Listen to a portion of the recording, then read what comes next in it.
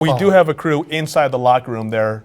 They're actually waiting in the hallway, waiting to get let in after this trophy presentation. So post-game reaction from the podium, from the locker room.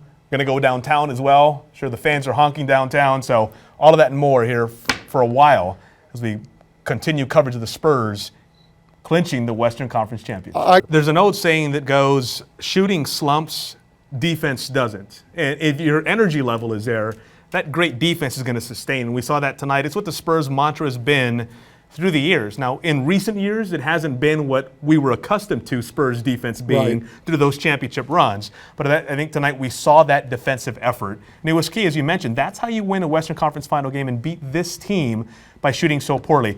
And, you know, Chuck, I want to mention, listening to Scott Brooks right now, something just strikes me. I remember 2 years ago when the Spurs lost to Oklahoma City, being there in the Chesapeake Energy Arena and thinking, wow, Durant's 23, Westbrook's 23, James Harden was on the team then, Serge Ibaka's a young guy. The Spurs probably blew the last chance they had when you consider their age and their dynamic, along with what the Thunder were looking like and what a sustained run of excellence on their behalf. I thought this might have been the last good shot the Spurs had. 2 years later, they beat this exact same Thunder team, minus Harden, in Oklahoma City to clinch a second consecutive trip to the finals. And we must have joined Kawhi just moments after he said this. He was asked, how did you feel about the series clinching block, that block on Westbrook? Kawhi's answer, I don't feel no certain way about it.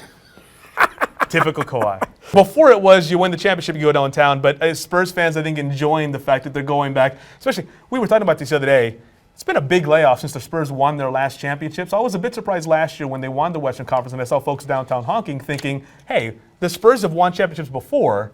Why are we honking now? But they're honking tonight. Ashley King down there live downtown. Let's go to Ashley. They were getting the looks. They just weren't going down. And you figured eventually these shots are going to go down. And when they do, the Spurs, who were staying within striking distance, might open up a lead. They did. We saw it grow to 10 early in the fourth quarter, and then they eventually held on. You're always very wary of making something bigger than it is, contextualizing it.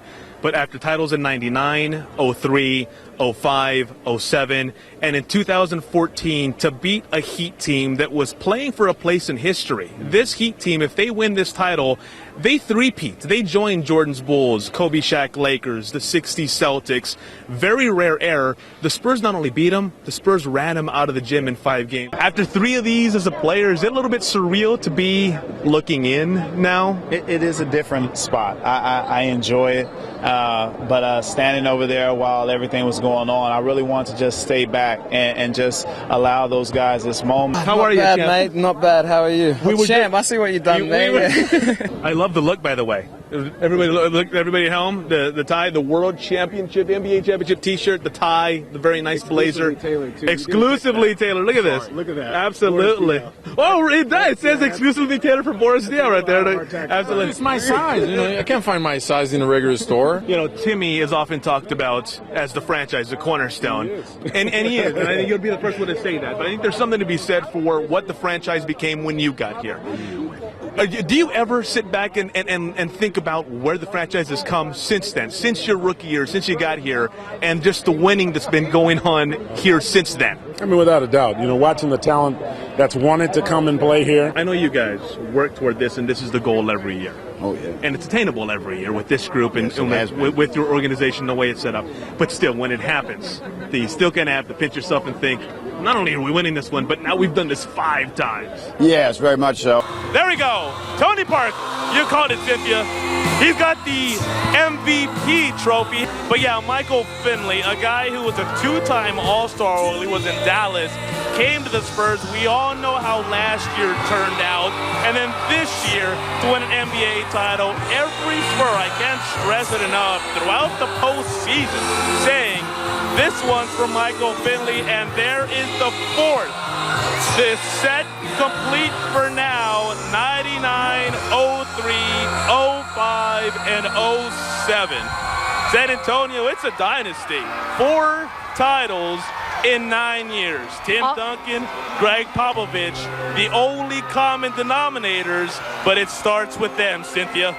Almost to be expected from Tim. You know, when you come to know what kind of a person he is, everybody talks about how he deflects all the credit and you know, doesn't like all that pub and the hype, and that's probably why the Spurs are a boring team and they got all that flack. But you heard from Tony, you heard from Michael Finley, as we talked about, the great story, undeniably the great story of this 07 championship team. Usually one Spur comes up and kind of handles the duty of introducing everybody. Out in 05 it was Bruce Bowen, 03 Steve Kerr, and Malik Rose did it. 99 Avery Johnson going crazy from the Alamo. I said 5 or 6 just because the series tends to play itself out with a freak game or two. But it was clear from the beginning the Spurs were the better team coming in. And then as you saw the series and the games kind of go on, what was it, after game 2 in that 25-point lead going into that fourth quarter, it was just so obvious how much better the Spurs were than the Cavs, and then just finishing the job over in Cleveland with games 3 and 4. The biggest proof of that is, they've got Tim Duncan. They've got the guy to build around. But let's not forget, they chose Tony Parker with the last pick in the first round. So everybody had a chance to pick Tony Parker that year.